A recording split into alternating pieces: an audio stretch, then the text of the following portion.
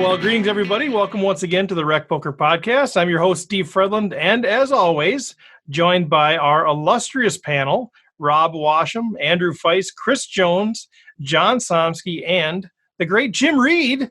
Thanks to our official sponsor, Running Aces Racetrack, Casino, and Hotel, and our other podcast sponsors, Learn Pro Poker and website AMP.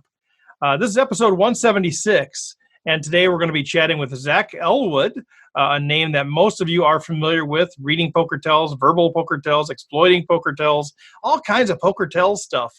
Before we get into that, just a quick reminder, go to rec.poker/resources. It's really your one-stop shop for all of our partnerships, all of our discounts we have going, amazing content providers that are out there, so check those out.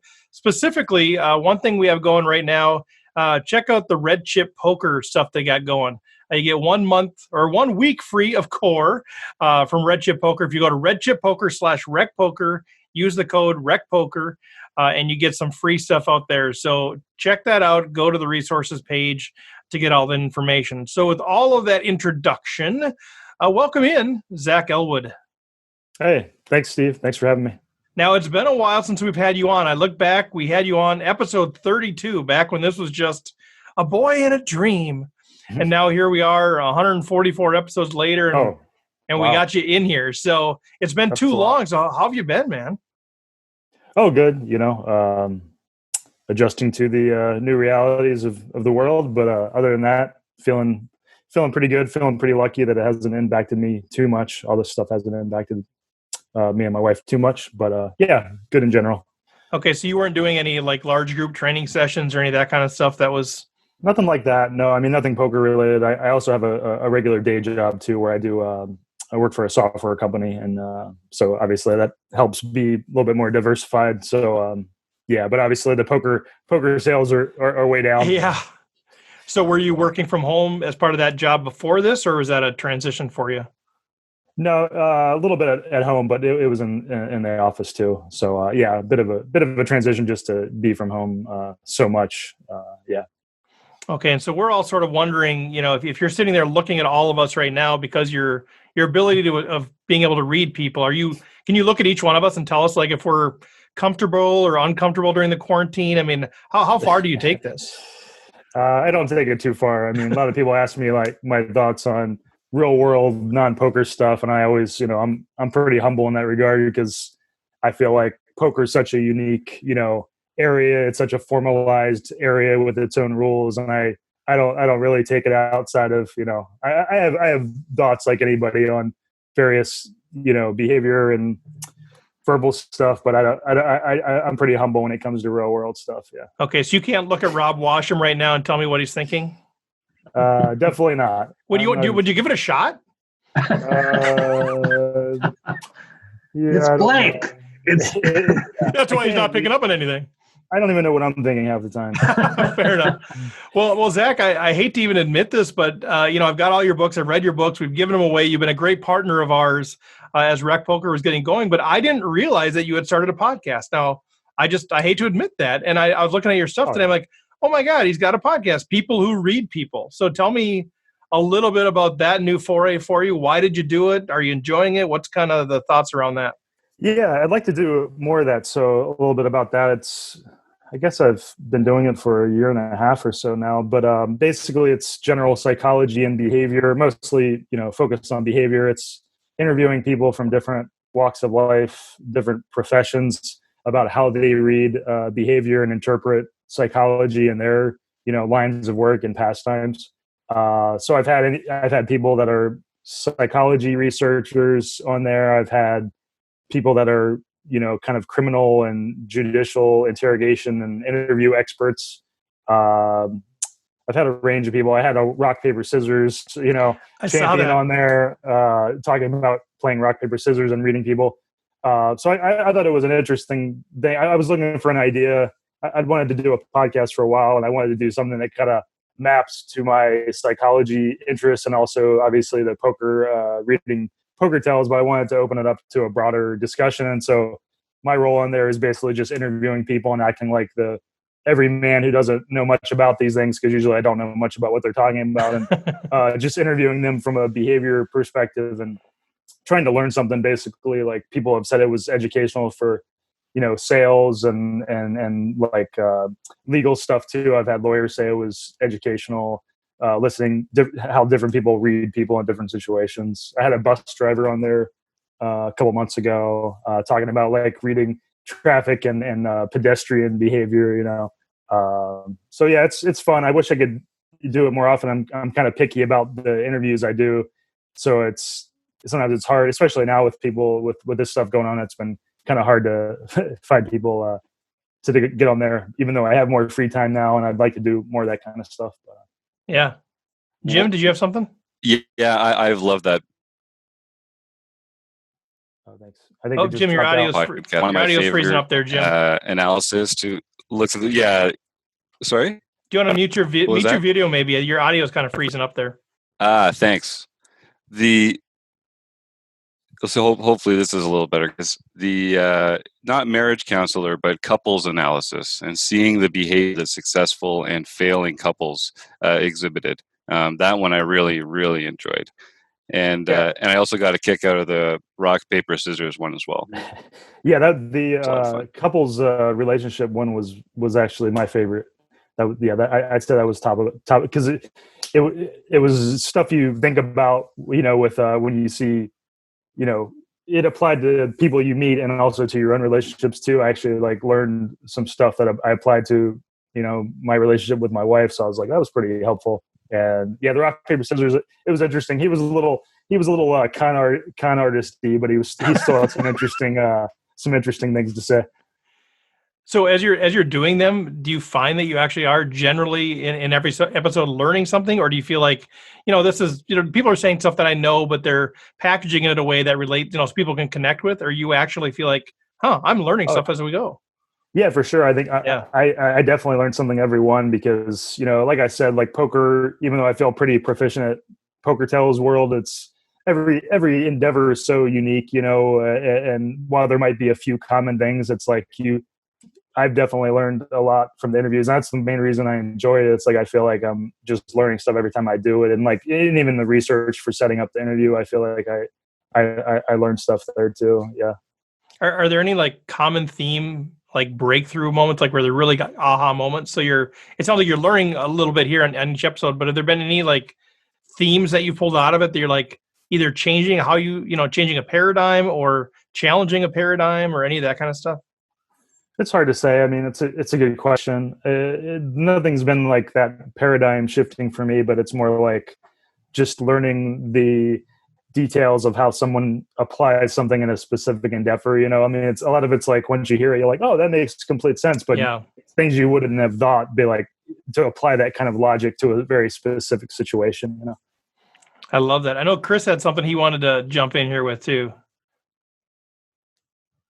Yeah. I was. I think we're all kind of stuck at home these days, so I've been watching some poker.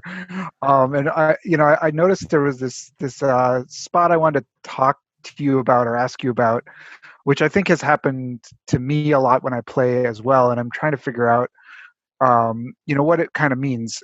So this is really a specific thing. It's kind of when people in more tense spots or tricky spots use sort of friendly banter and friendly humor in a spot where it doesn't really make much sense. And I can actually explain the situation to you if that would be helpful. Sure. But I'm wondering if you just in general what you think of when people are using sort of humor and banter at the poker table. What they're trying to achieve with that.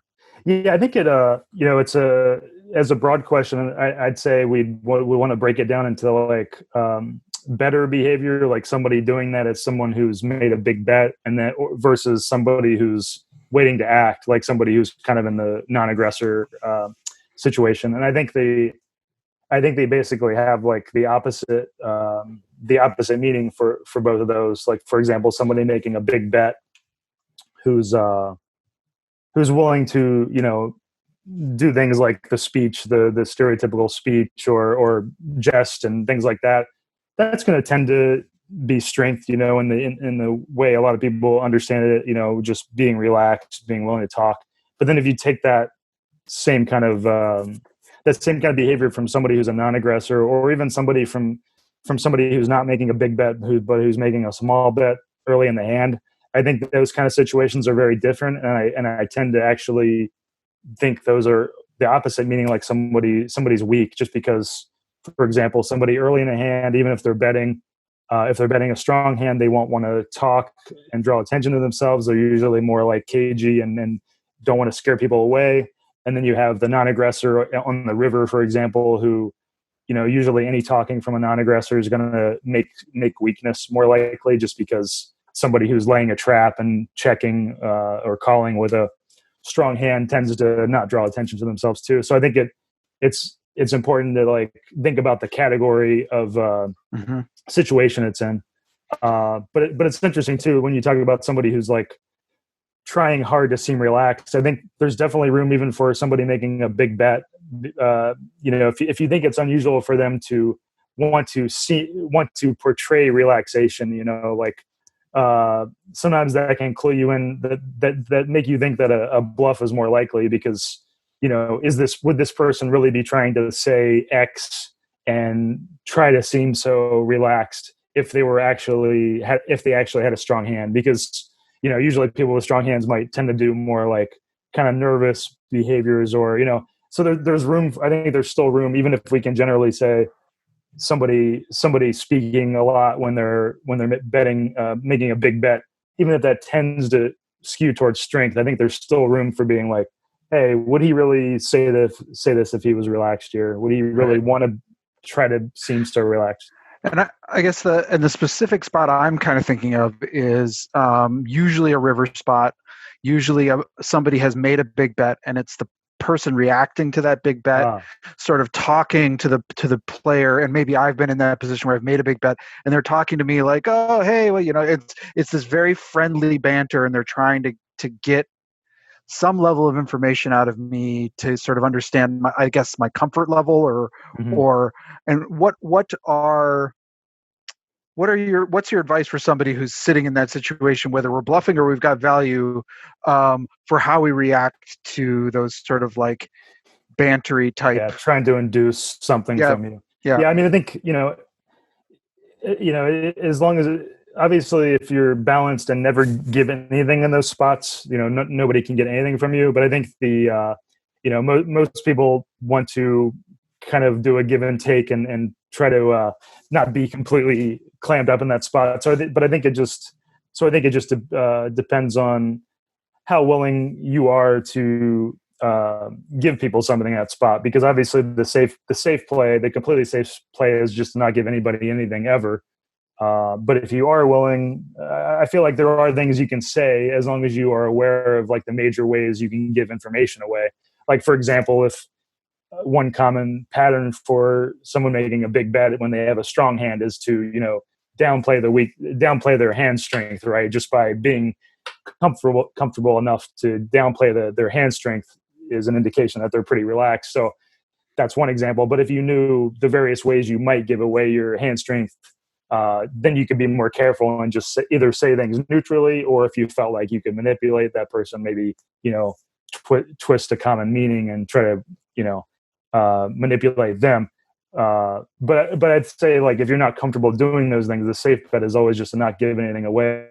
But I think that the problem comes, even for people who know that, I think the problem comes when they're betting, say, a strong hand, and they're just relaxed, and they're like, well, if I say something, they're feeling more relaxed and are more willing to play around with people. But that in itself, if you're not balanced with that in itself is a tell that you're relaxed. And I think people give away those kinds of things. They're like, well, it doesn't matter in this specific hand because they don't know in this specific hand, which is true. But it can become a pattern. Like if you've clammed up in a bunch of other hands and then you're suddenly like just being really loose, it's like maybe you're giving something away. So you have to be aware of those kinds of things you might be giving away. Now, obviously, you can, once you know the common patterns, you might try to, and you think that other person's a decent player, you might try to, play with their perceptions a little bit. But yeah. Well, and I guess one more follow up to that. What do you think of? I mean, a lot of your work is around sort of reading tells.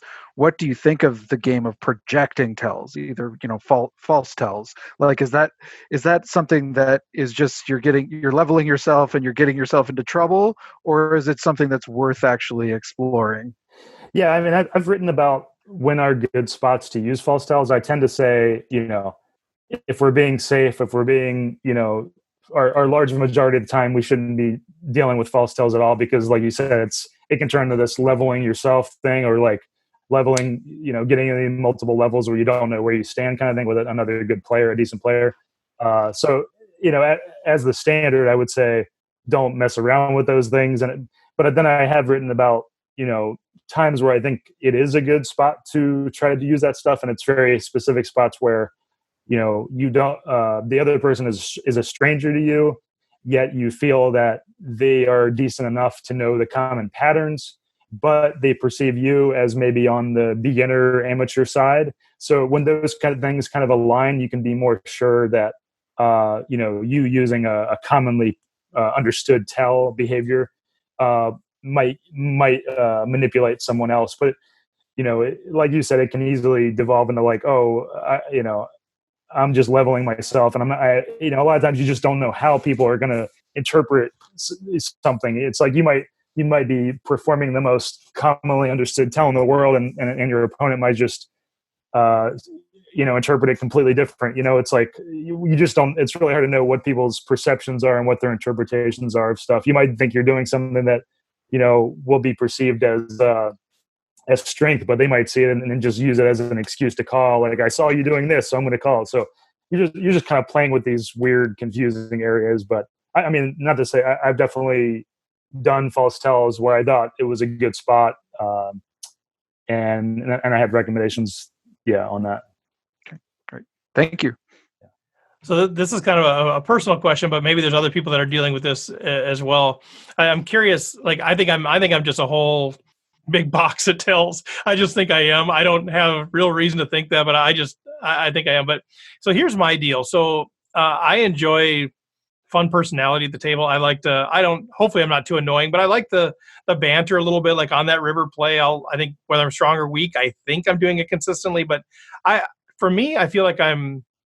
If I'm just sort of engaging with somebody, kind of chatting with them, even in the middle of a hand, I know I could be giving off some tells, but I feel like if I try to do the opposite and just play stoic Steve like the whole time, I feel like internally, I feel like I'm giving off more tells all the time. Like I feel like those are the spots where I'm like, I'm not sure where I should look. Should I look at the cards? Should I look at them? Should I look down? I feel like just because I'm so uncomfortable, even if I'm strong or weak, I don't know. And so I'm just kind of curious as a general rule, like, which do you think is a riskier endeavor, to try to not give tells by just being yourself, whatever that personality might be all the time, or by trying to just be stoic? Because that's what it seems like the pros are, just always perfectly stoic all the time. Right. But I'm worried that there's more risk in giving off tells when I'm not being myself. Because you probably feel like you're clouding the waters with your talk and you're by being loose and I think there's a valid point there. It's like I don't think there's any I definitely and I emphasize in the stuff I write and the videos. It's like my goal is not make people completely stoic. It's to make them aware of the main ways they can give information out. Like, for example, like Phil Locke was a really good example of somebody who I think was always talking, but and I found like a lot of patterns on well-known players that I talked about in verbal poker tells that I thought were, pretty solid patterns. But Phil Locke was a good example of somebody who talked and moved around a lot, and I never felt like he gave anything away. I think he was just really cognizant about the psychological element of the game, and he was really good at like talking neutrally and remaining entertaining while not giving information away. And I totally think that's possible. And so that's why I think it's more just about, it's not necessarily about being completely stoic and completely quiet. It's just about being aware of the common things you can give away. So for example, like if you know about the common things you can give away, that would allow you to just loosen up and talk more without having to real think about and be worried about those spots where those patterns where you could give information away.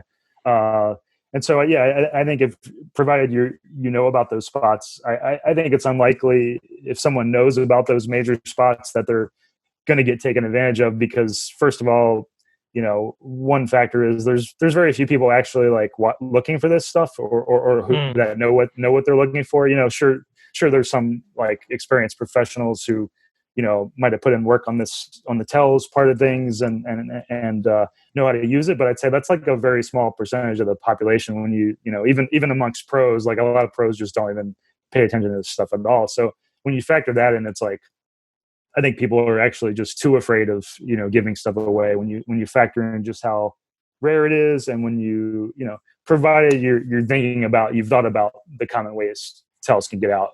Provided you're doing that, I think people shouldn't be that afraid. I think sometimes even I get can get nervous. Like that's probably I'm self-conscious too, and it's probably what led me to being interested in tells was thinking like, what am I giving away? What am I giving away? But I think we're too, I think we beat ourselves up too much about that sometimes.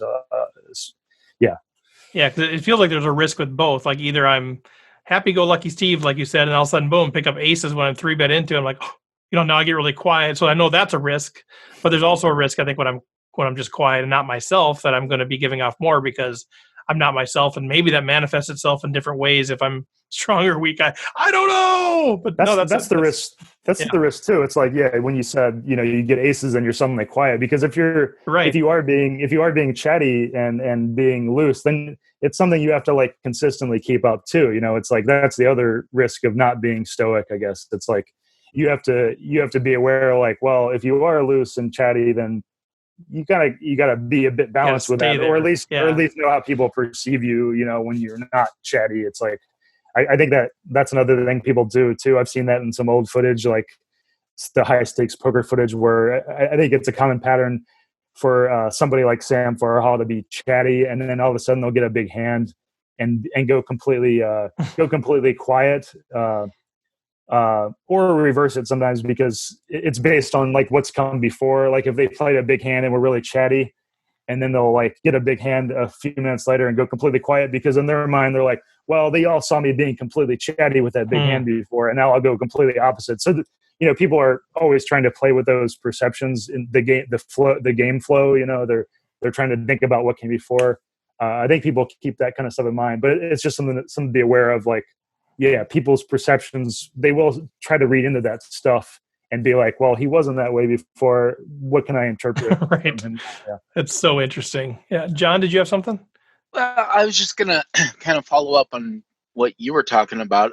I think a lot of where tells come from is people's anxiety or insecurities manifesting themselves as they're playing. They have nervous energy or whatever it is, and that is what provokes the tell, or they're trying to mask how they feel.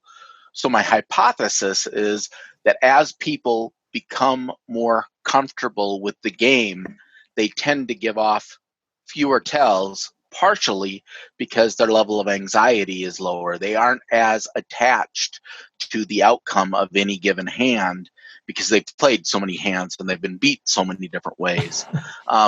Would you agree with that?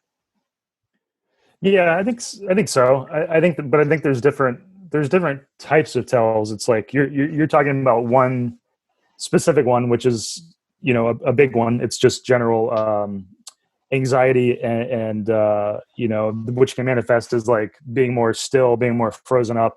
Then you've got the people that are just more willing to, even if they might be quite comfortable, like they played a lot of poker, they're just more willing to have. They just get looser when they are betting a strong hand.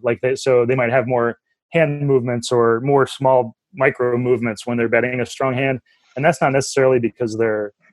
I don't think it's because they're just more anxious when they're bluffing. I think it's more just like it's the opposite side of them just being more relaxed when they're value betting. And then I think there are another class of tells which are just related to focus and non-focus. So for example, somebody who's got a strong hand pre-flop, like say they have aces or set on the flop or something, there's a tendency to not draw attention to themselves and to be kind of cagey, and that could kind of manifest as more still kind of behaviors and quiet behaviors, versus like somebody who's 3-betting with a weak hand and kind of they don't have much law. They know they might just give it up easily on the flop or something, and so they're not as mentally focused. So I think there's these kind of like there's different categories, and the one you said is definitely a big part of it. Like it's definitely true that people's tells go down the more comfortable, or they have fewer tells, fewer reliable tells the more they play, obviously. But yeah, I think it's good to think about the different categories of tells, because I feel like even so, especially with the being more relaxed and giving stuff away. I mean, you can find good examples of even very skilled players just being like way too loose and in big pots, like from the WSOP main event footage, where they're just like giving away their level of relaxation in a way that they should, most of them should know better. But I think in a lot of spots, like are the excitement or the fun of the situation kind of gets to people a little bit, and I think that's the large majority of big bet tells comes from those people that are just giving away their level of physical relaxation a little bit too much. Do you think as you look at like the highest level of the game, and I know you've consulted with people that have won bracelets and been involved in these high pressure situations, but I think about like the best players in the world, quote unquote, where it seems like the strategy edge is still is so hyper small. Like these guys are looking for every little tiny edge with their GTO or whatever their exploitative play, just whatever those small edges. In the tells world, do you feel like is there still an edge there to be had at that level? And obviously we're focused on recreational players where clearly there's more exploits across the board, whether that's verbal tells, physical tells, the actual strategy. But at that higher level, are there still like exploits and are there still margins for value in regard to tells? Or is that like everybody's so robotic now No, I think there's more than you would think. I mean, I'm not a super high stakes player, and I've never claimed to be. But I've talked to people that have played those games. Like I've done an interview with Brian Rast and some other players, and some of them tell me some stuff like off the record, because they obviously it's not to their benefit Right. to bring up some of this stuff. But I've heard enough to know that there are things that because when you factor in that, say you have two really, really good strategic players like that are the best in the game, right? That are from a strategic fundamental strategy standpoint are not giving much of anything. They're going to have large swings because they're basically neutral EV against each other. When you factor that in, then even like small behavioral clues can make a big difference, because if you say you have say two guys are playing heads up live and one guy has a tell that only is like 60% reliable, versus it's like slightly more than halfway reliable or not being reliable at all.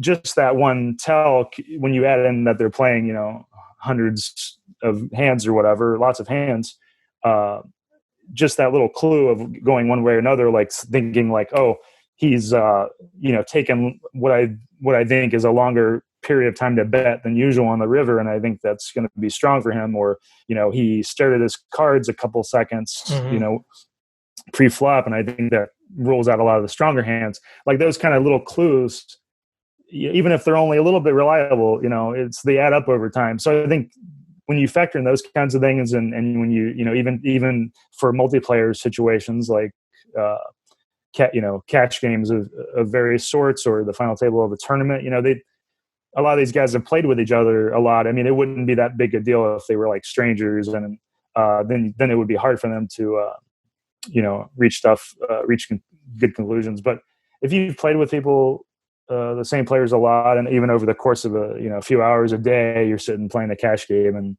and Bobby's room or something, like you're going to pick up things that you think are true for somebody. And I think obviously the more skilled the players are, the less true that is. Like it's going to become harder and harder to get those things, provided the other person is very skilled. But there's people are still looking for those things, and they have found those things, and especially if you factoring in that some of the really good players haven't played that much live too, so that's a factor too. So if you know that about an opponent, you're probably more likely to really study them and look for something. But yeah. And just real quick, I know Chris wants to jump in, but just kind of a follow up to that point.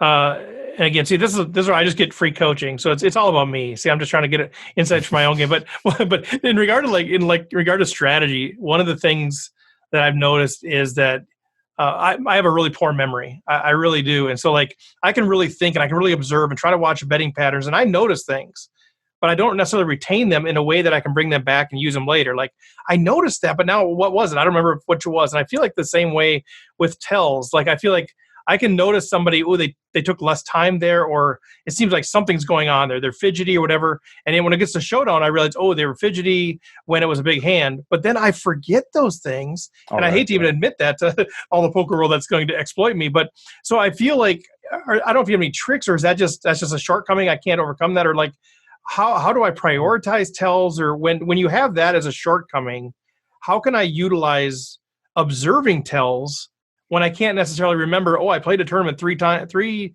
weeks ago and this guy did that, It's tough. I mean, it's hard to remember all this stuff. I mean, I can't remember a lot of the stuff.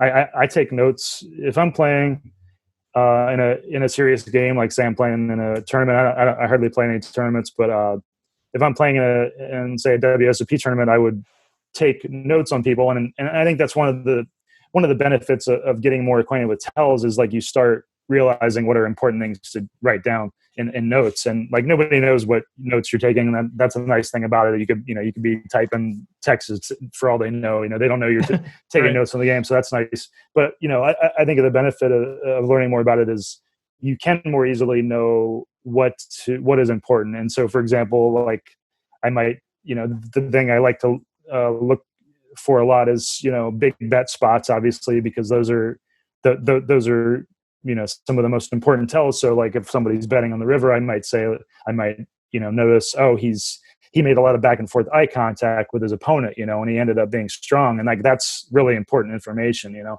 Ideally you'd like to see it when he has a weak hand, but considering that a lot of recreational players have the pattern of like making more loose eye contact with people when they're strong, I'm going to assume that's probably true for him, unless I see otherwise, just because it's such a common pattern. They're looser, they're more willing to interact with people when they're relaxed.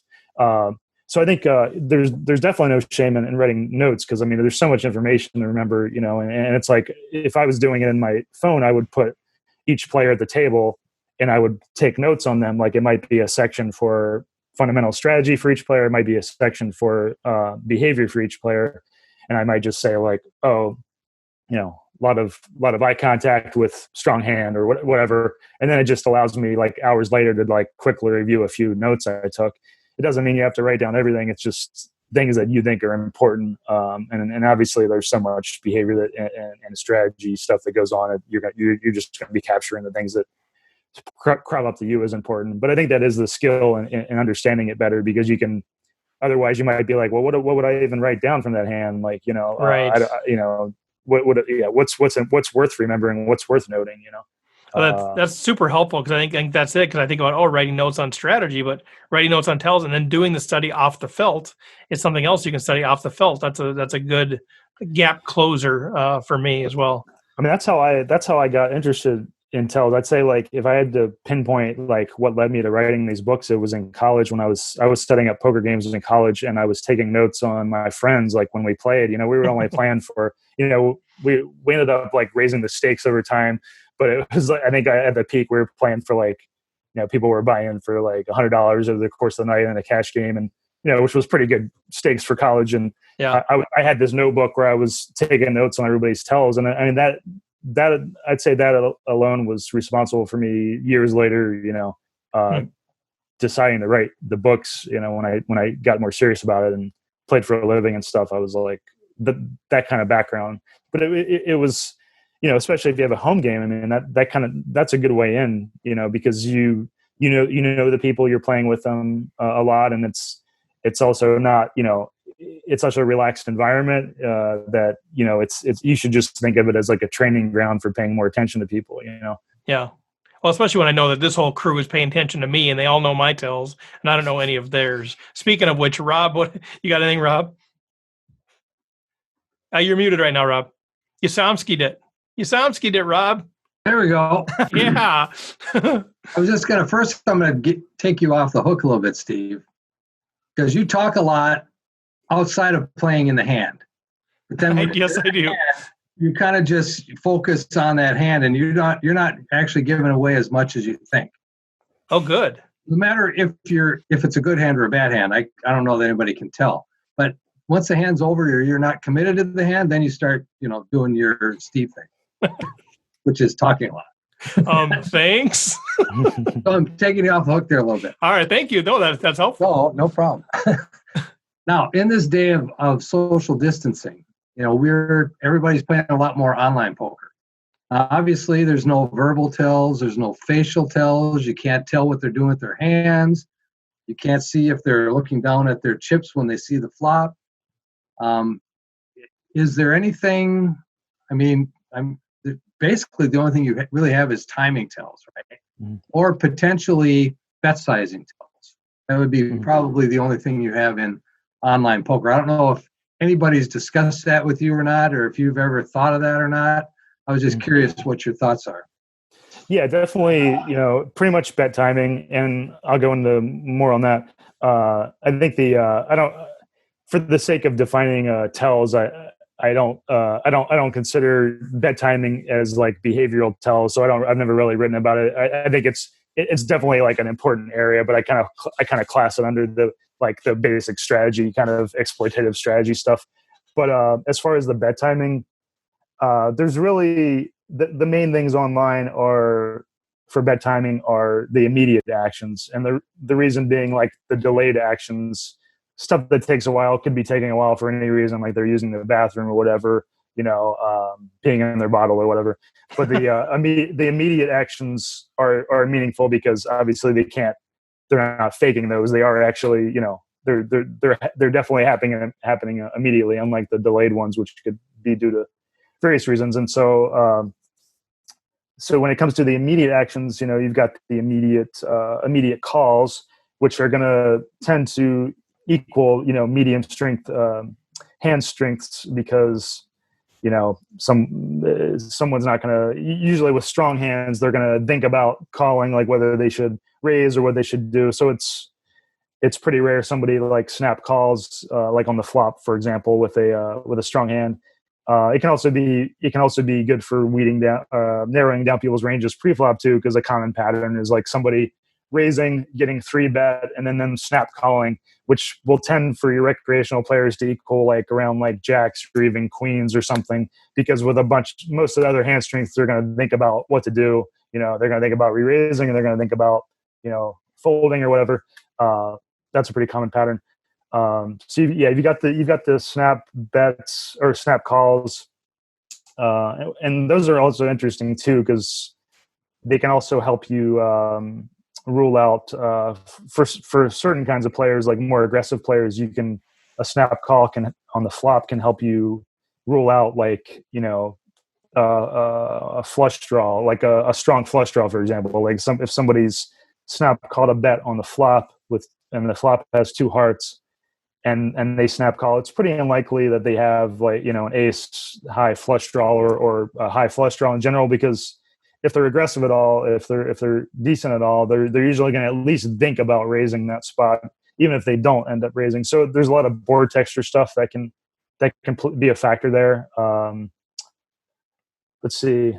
So other than that, I'd say and then bet timing for actual bets being made or those are much harder to read into. But I'd say like for big bets, the main thing we can say about big bets when they happen quickly is that it's a pretty polarizing spot, right? It's like it's unlikely they're going to bet quickly with like their medium strength hand range, where they would have to think about whether they want to value bet or not. So it's very polarizing to very weak and obvious bluff, or very strong and obvious value bet. And I'd say for that it can be very player specific and can vary a good amount. But I'd say like the one tip there would be someone who has shown capability of bluffing a good amount and being on the more amateur side. there's often a pattern of like them feeling like they've kind of painted themselves into a corner and like bluffing really quickly on the river. And so it tends to skew towards bluffs. And it's also because players with strong hands like to at least give a little bit of display of uncertainty. And that usually is them waiting a little bit to bet a strong hand. So for those reasons, the quick bets, on the river for later in the hand on the river or whatever, tend to skew towards bluffs, even if it's like a slight skew, because then there are the players that will never be bluffing at all, and they're just going to, be betting their strong hands almost always quickly like that. So, yeah, I'd say that pretty much sums up a lot of the bet timing stuff. That seems very consistent with what I've seen. Like I say, we've been playing a lot more online poker lately, so we're seeing a lot more of these types of activities or actions that people take. So I definitely see what you're saying. And one thing I've noticed, if somebody uses almost all of their time and then put out a bet, they're generally pretty strong. Yeah, that's another one. When you think someone has taken an extraordinary, unusually a long time to bet, that is a good sign that they're value betting there too. Because bluffers bluffers want to act in normal time frames, and that usually is like whatever the average time frame is for a bet. So it is a good tip. Even for online, which it's going to skew towards strong hands for sure. Even taking into account that they might have be doing something else or multi-tabling or something, it is still a good tell. Yeah. Yep. Interesting. Well, Chris, do you have a final question for Zach before we wrap up? Well, I was just curious about, so like in terms of like our evaluation and taking notes on things, and what do we do with behaviors that we observe where we don't get confirmation? Like, so we start to see people do certain kinds of things in certain kinds of ways and certain kind of butting hand, but it never goes to showdown. So we see somebody, well, they're shuffling their chips a different way and maybe they're getting aggressive here, but I'm not sure what that is. Do we need confirmation in order to be able to do anything with that behavioral sort of stuff, or is there stuff we can actually use that with until we get that confirmation? Yeah, it's a great question. Obviously, like knowing the hands are ideal, but yeah, like you said, there's plenty of spots where you might go, hours without seeing somebody's hand or something, a specific person's hand. I think there are things that you can take into account, like, for example, the likelihood of someone, knowing that most big bets are value bets, and knowing that most hands in general are, before the river, knowing that most hands in general are towards the medium strength or weak side, knowing those kind of statistical things, I think can help, because so for example, one example would be from the World Series of Poker main event from 2011, where I was watching the final table, the heads up portion of that, the main event, and I was watching, they didn't have the whole cards until after the hand was shown, and I was watching Pius Hines, and he had this standard thing of, always staring at his opponent. He was trying to do this consistent thing of always staring at his opponent. And then so he was aggressive, raising a lot pre-flop. And then one hand I noticed he didn't raise, or he didn't look at his opponent. He was looking down a lot. And I was like, oh, okay, well, if we know that most hands are pre-flop especially are on the weaker medium strength range, and now he's acting differently, I was like, oh, I think this is a good sign. He's got aces or kings. And then sure enough, he was doing the same thing on the flop too, looking down, and sure enough, he had pocket aces. And that was a good example of that's a good example in a nutshell of like picking up a clue of someone acting in a standard way, and then being like, well, if we know that it's less likely that he has a strong hand, then his change is probably equated to him getting a strong hand. And another example of that is like, being in a tournament, and watching the players behind you, and you see a player behind you like pretty loose, physically loose in most hands, and they're just doing the normal thing. And then all of a sudden you look to your left and they look at their cards and they're just like completely stoic, right? And it's like, oh, they've probably picked up a big hand. And there's clues like that, but I think, and then for applying that to like river big bet situations, remembering that it's actually reversed there because most people are betting with strong hands when they make a big bet. The bluffs are less common.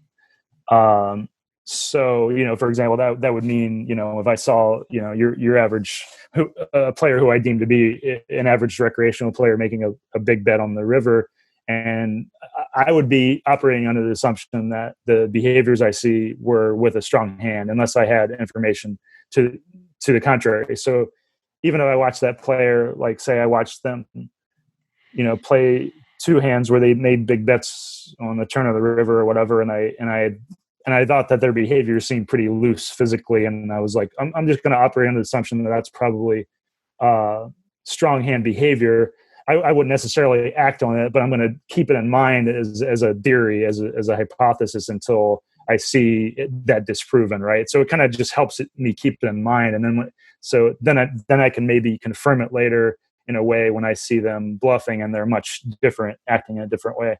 But to your point though, it's harder to act on that information until you've confirmed it in some way. But then again, if you're on the fence in a spot, you might use it regardless, because if you think it's liable to be a bit, more reliable than not, like say I have my hypothesis about this guy who I have seen bet twice and I thought it was likely he had a strong hand, then I, if I'm in a hand with him later, even if I haven't verified it, and I see him acting in ways that I think are like stoic or nervous or whatever when he's betting, then I might act on it, even knowing it's not a great. There's not a lot of data behind it, but it's also like better than no data if I feel like I'm kind of on the fence, in that spot anyway. And I think a lot of these tells behavioral kind of stuff is most valuable when you are on the fence. It's like, because I think we're on the fence a lot when we're playing decent players. And that's what a lot of skilled players have told me too. They're like the main benefit of these things is when you're feeling in those spots where, as happens to us a lot, we feel like this could go either way. Yeah.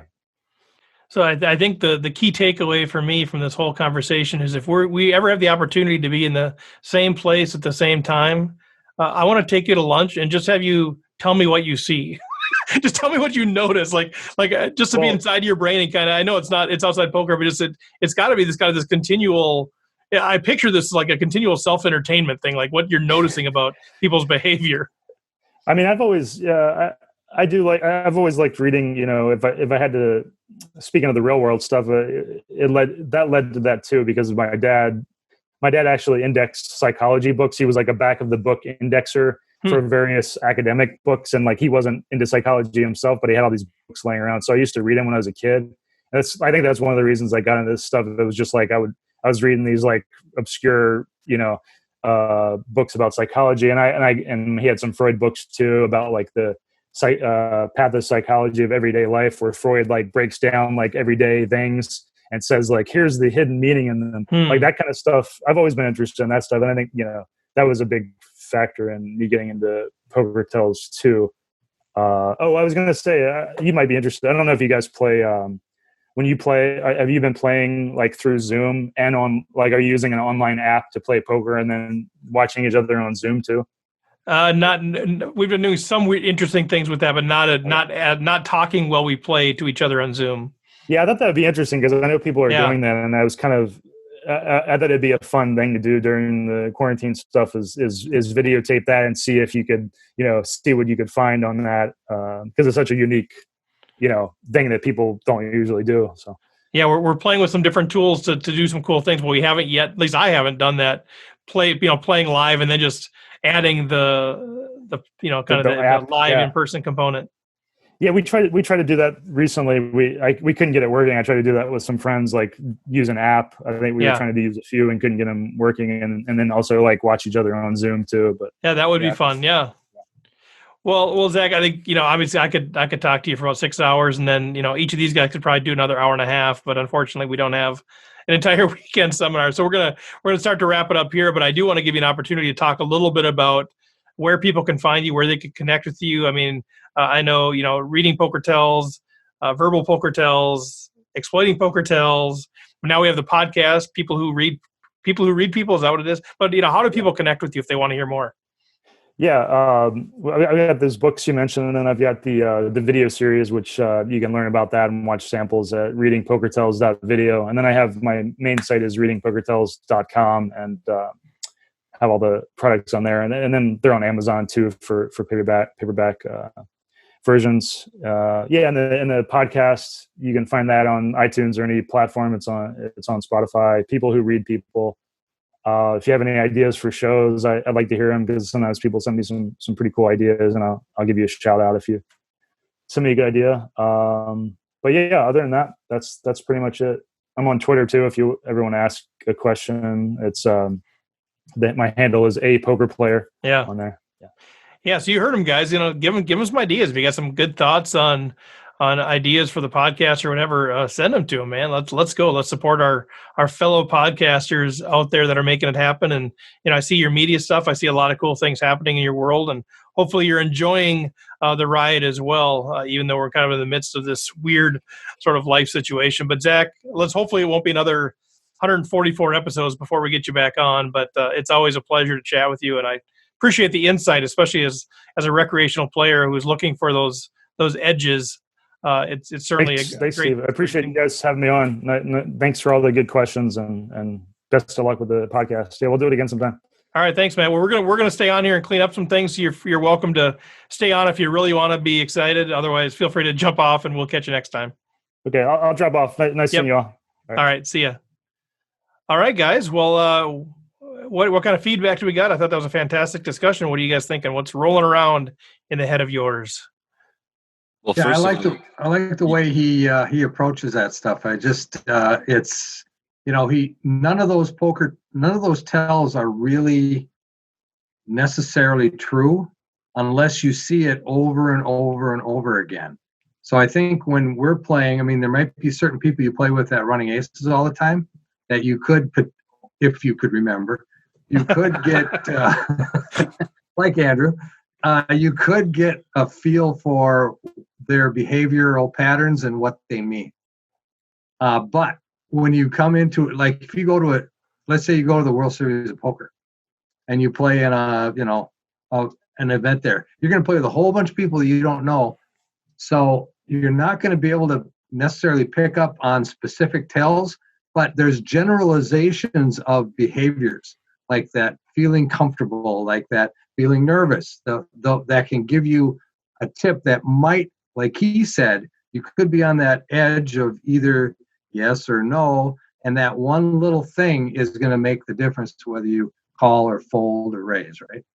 That's so well said, 'cause that's what we're doing in the strategy side, is taking these generalizations, right? People don't bet their medium strength hands, and we sort of extrapolate that into what their hand ranges are, and to apply the same sort of generalizations, at least until proven otherwise, to tells. I think it's very well said, Rob. I think that's an area of growth for me, big time. John, did you have something? I think it was great. I always love listening to him talk. I've heard him on a number of podcasts and read his books, and it's always useful stuff. Yeah, I didn't realize it'd been so long since we had him on. It's been way too long. Well, before some of your guys' time, you guys are like, I didn't know we ever had him on, because we weren't involved at that point. So yeah, he's been a good friend of the show too. And even when we were doing the charity tournaments, the All In for Africa charity tournaments, he would donate books. And so real stand-up guy as far as our partnership is concerned. Well, with that, let's quick, I know we don't have a lot of time left, but breaking news today, or whatever the noise might be. I think Chris broke it to me, but the World Series of Poker postponed. Now, I didn't read the full article, so I'm looking for one of you guys. Kind of maybe Chris, what's the update on that? Is it canceled? Is it postponed? What do you know? For now, it's postponed. No dates set, but they've said fall, so it's not going to happen in summer.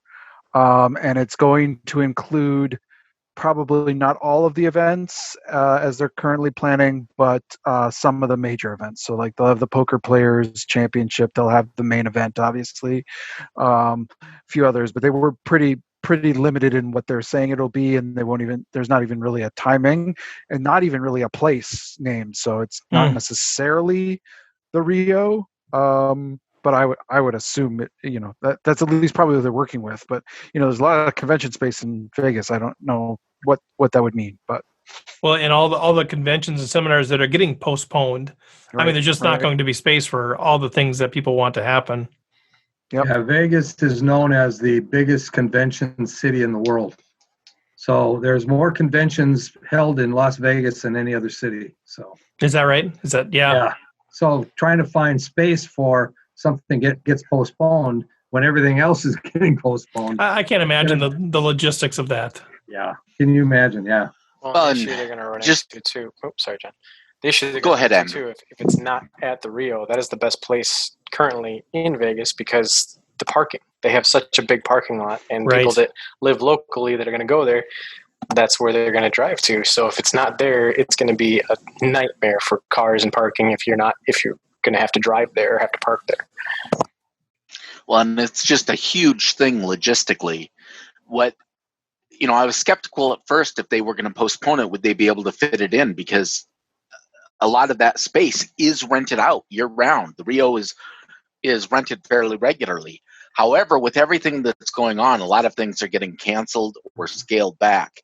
And a number of things are not going to try to reschedule this year. They'll just skip this year and move on to next year. Whereas they definitely at least want to hold the main event this year. I mean, unless this drags on throughout the end of December, I think they'll do everything in their power to, at a minimum, hold the main event. Yeah, what's your guys' take on that? Let's say, I mean, I don't know that it'll happen or not, but let's just assume it's going to happen. But we're still sort of, we're in the tailing off portion of this whole thing. Like, I'm so curious what numbers they would get because I think there's two competing forces. There's this force of all of us who are like just dying to play live again. Like, oh, I just miss playing poker. And then there's but I don't really want to get sick. And so maybe it's my best interest to skip this year. I'm curious. You just said it. You said they're dying to play poker again. Oh, did I say that? Yes. So you just said it right there. There's going to be a lot of people that are, no matter what, are going to say, okay, well, I think I'll just skip it this year. Well, where would you guys be? Things are totally done. Yeah. There's going to be a lot of people because that is just an environment that. Oh.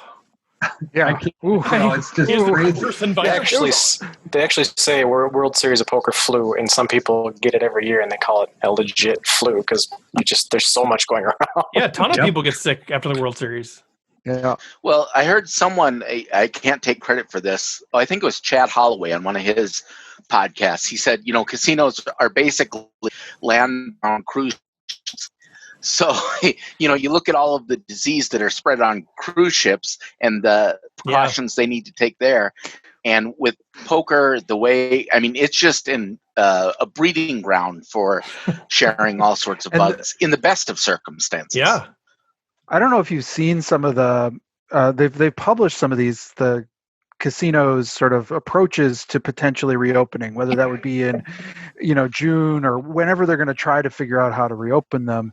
And the section on poker, I don't know if you've seen those. Some people have shared some of this documents about it. It's kind of like, it doesn't seem like they understand how the game works. Like they're saying, like there will be every other table will be empty. And every other seat will be empty. Oh. And there will be like every time the player leaves, it'll be mandatory that the staff or the tournament director or whatever the floor cleans the area where they were. The cards will be replaced all the time and have to be cleaned. All the seats and all the cup holders and everything have to be cleaned every time a player changes. But think about that from like a tournament, right, where you're being moved constantly. What can we only have 4 people at every table? It just, the way that they're talking about this doesn't really make sense with the way we've typically played the game of poker in a card room. Well, and if you think about it, the dealers are rotating around the tables too, so it doesn't really do you any good when there's a dealer at one table then going to the one next to you. And so now everybody you've been in contact with that dealer is now getting in contact with on the next table. It's just kind of a headache that I don't know if that's the legitimate way to do it. Well, I think what they'll have to do is, in addition to have the automatic card shuffler, they'll have to have like a washing machine right next to it. So every time a pot is awarded, the chips all get thrown into the washing machine. You give it a quick wash and dry, and then you give them out. So, I like it. And kind of like the golf ball thing at the golf at the golf course. Right? Yeah, exactly. The ball washer. Yeah, the ball wash. And the automatic shufflers would have to be card sanitizers as well. Yeah. So there you go. See, he's a man of solutions. He's like, why are we sitting here? Why just talk about it? Let's come up with solutions. we got chip washers on the table. Well, going back to go ahead. Going back to the WSOP, they have said that it seems like a few more tournaments are going to be played online, so it's going to be on their software. Well, that isn't available in a lot of places. Right. A buddy of mine actually texted me today saying, do you just want to go somewhere in Nevada and just hunker down in a hotel room and play online tournaments for the World Series? I mean, that's an option. You could just come and sanitize a hotel room wherever you are. It doesn't have to be in Vegas. Yeah. And just play online there because you can. Yeah, no, I mean, that's what the people have asked me about that, because I know we were starting to put together our trip to Vegas, and people are like, oh, can we do a RecPoker trip? And, we had this whole big idea, let's put it on hold. And now they're like, well, can we all go out there and like get a house and quarantine ourselves for 3 weeks together and do that sort of thing, right? And part of me is like, yeah, let's go, but yeah, I mean, we're all just dying to play, right? I mean, I turned 50 here in about a week. And I was so excited to play the seniors tournament for the first time out in Vegas. And so personally, I'm like, dang it, how can we make this happen? But it is what it is, man. If this is our biggest issue is that, we might not get to play the poker tournaments we want. It's, that's a pretty good spot to be in, but it's, man, the people that actually have to deal with the questions and the planning and all that stuff. What a nightmare. But yeah, Chris, it's also got to be interesting. They draw in so many poker players, or so many dealers rather, to deal to all of the poker players. And a bunch of those aren't just sitting around without a job the rest of the year. They're asking for time off from their local casino or local jobs. Mm-hmm. So now that's got to be coordinated in. But I don't know what people's job situation is going to be after that. Will it be harder or easier to get dealers? It's a very interesting problem to watch, and I don't mean to minimize that or minimize the pain that everyone has, but there are so many moving parts in all of this, everything, and the World Series of Poker is one relatively small piece of what the country has, but logistically it seems near impossible to be doing what they're doing. I mean, they start working on this year's World Series the week after the last one concludes, and it takes them the full time to get it an operation this big up and running. Yeah, and the money. I mean, I don't know the money, but it has to be huge, because it'd be so easy to just say, hey, let's just scrap this year and go to next year, right? I mean, that's the obvious easy thing to do, but there's just got to be so much money involved, and like you said, jobs and prestige, and I mean all of this stuff that they can't just say, no, let's just wait till next year, right? Man, the other thing I've been thinking about this too, and I don't want to get too much into like the politics of it all, but like, I think it's very unlikely that we'll have sort of a vaccine or a treatment that's really going to be highly effective by, say, September 1st. But I think it is potentially possible that we will have more reliable, quicker acting testing at that point. Mm-hmm. So one of the questions I have about, if you want to run a large scale event like this, would you actually have to require people to be tested before they could sort of plunk down their 10K and play in the main event? And how do you, it's crazy to think about it, right? Well, because some of those players are going to say, I'm not going to play unless everybody's tested too. So it's sort of it's a requirement, but it also is going to make some people feel more comfortable to play if they know everybody's been tested. Yep. Well, Jonesy, why don't you get to work on that? I know you don't have much going on these days. You're kind of, you seem like you have some spare time. Why don't you go ahead and plan that? You and Stavsky can get together. We'll have automatic testing, and we'll have chip I do not envy them. As somebody who's, basically, I plan a much smaller scale events, and boy, I do not envy that process for them. You're well prepared for this then. Another thing you have to think about is they have 6,000 to 7,000 people, right, every year for the main event. And how many people are going to be traveling in from out of the country? if they even can. In some countries, they might not even be allowed to come in.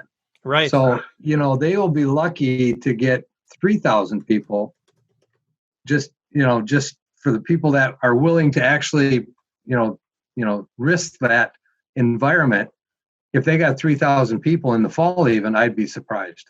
Well, and that's part of the reason that the WSOP has had pressure put on them in the last couple of weeks because, we're about a month away from when the first tournament would have happened. So people were saying, I got a flight. Am I going to cancel it? Am I going to make a flight? Am I going to make plans? What's going to happen? So I think that's why they decided to do it before May actually hit. Mm-hmm. So. No, for sure. Well, it's good to chat about. And if you haven't heard about this yet, it just broke today, Monday, April 20th, and we're releasing this tomorrow. So if you haven't heard about this, check it out. The articles are out there and all over the place now. By tomorrow, they'll be all over the place. Everybody's perspective on what that is. But yeah, Chris, thanks for bringing it to my attention. Thanks for bringing it up here tonight. So let's move on. I know we're getting close. We're getting past time already, but let's talk a little bit about our home games, which you guys know continue to roll on. We got our regular 2 monthly tournaments, and we got something going on every night. So, Mr. Somsky, why don't you fill us in what's going on there? Yeah, of course, we have our 2 series that we have, the No Limit Hold'em series. The next event is May 6th, Wednesday at 8 p.m. Central Time. And then on May 13th, we are playing Limit Omaha 8. And there is a video available for that. You can check out the Home Games tab or look on YouTube, search for it, and you'll find a brief little introduction video. I've been calling these this one was Introduction to Limit Omaha in 10 minutes or less. Yeah. And of course, the video is 12 minutes long. Yeah, nice job, just John. shows you I do not measure time very well. So, or is it? I've never played this. Does it mean it's a really complicated game, or what? It's just I wanted to include a bunch of examples, more examples than normal, particularly for the most common. People have a lot of trouble reading their hands. They forget that you must use exactly 2 cards from their hand and 3 cards from the board in Omaha. And because it's a high-low split game, that added a little bit into it as well. And I'm trying to speak more clearly and slowly, so, all that type of stuff. And I just like to listen to myself speak. You see, I drone on and on. I never know when to shut up. And that's why we ended up. Yeah, exactly. No, point of seriousness, though, thank you for doing those. I've watched all of them before I play, and they're super helpful. So if you're not taking advantage of that, it's just out on our YouTube channel. It's absolutely free. Check it out, and then come play the tournament with us and see if possibly anybody can beat Mike Patrick. Yeah, I hope not. Yeah, we don't want that. Let's go, Mike Patrick.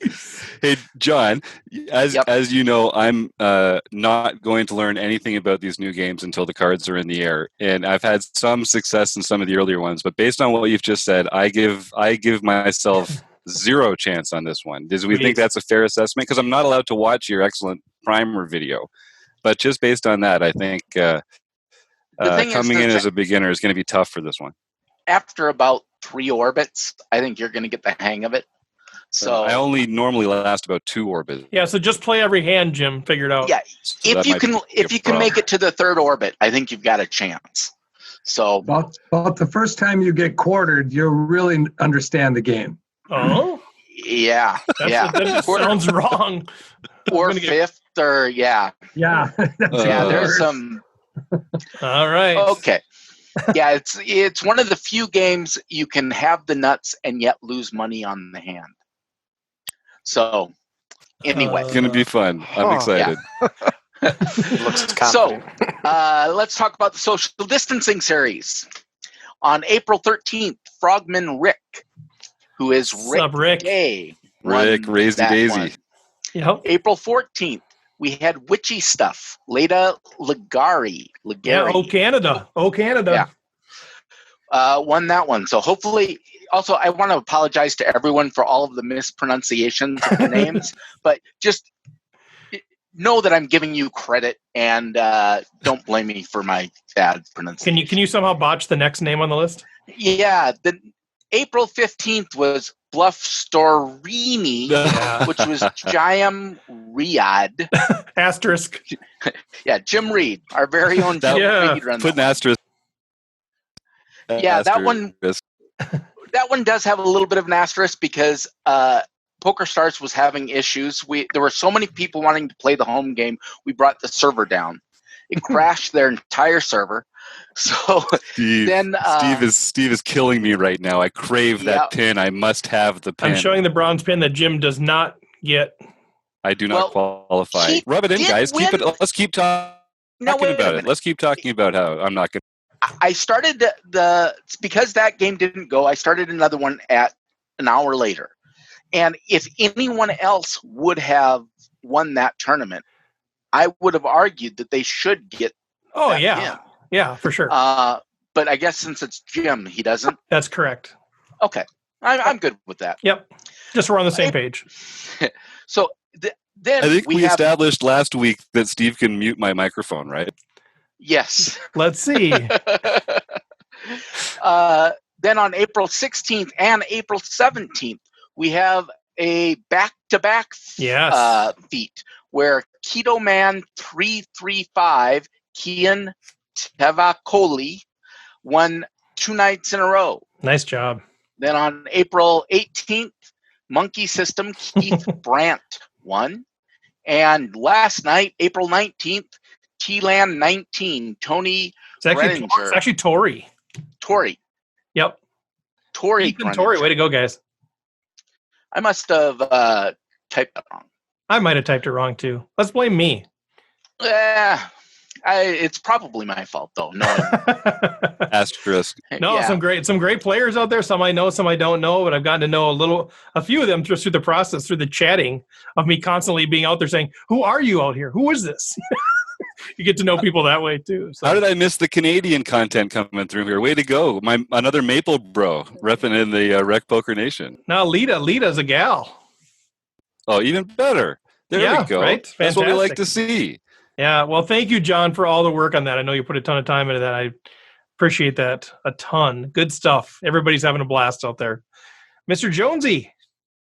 Yeah, just really quickly, in Memberland on Wednesday, the April 22nd, 8 p.m., we have our member Q&A coming up. And just if you're listening right as we release this, the next day.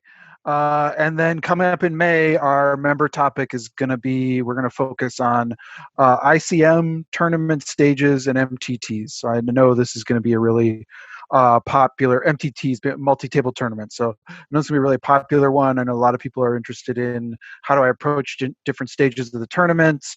How do I, both, figure out times to be aggressive and times to not be, and how do I change my play based on where I am in a tournament?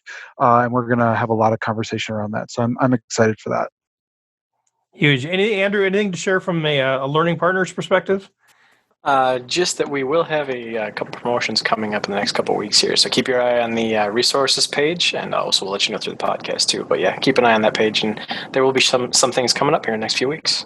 Awesome. And we just recently did the Learning with Partners thing that Andrew led. If you're a member, check that out. Some great stuff. We're continuing to look at engineering that to bring as much possible great premium content to our members for free on behalf of our other partners. So great stuff, Andrew. Thanks for all your work on that stuff. So with that, unless there's anything else from the illustrious panel, I just want to encourage you guys, go to rec.poker. A lot of the stuff we talked about is out there. All of the stuff about home games, our partnerships, the membership, it's all out there, rec.poker. If you have any questions, get in touch with us.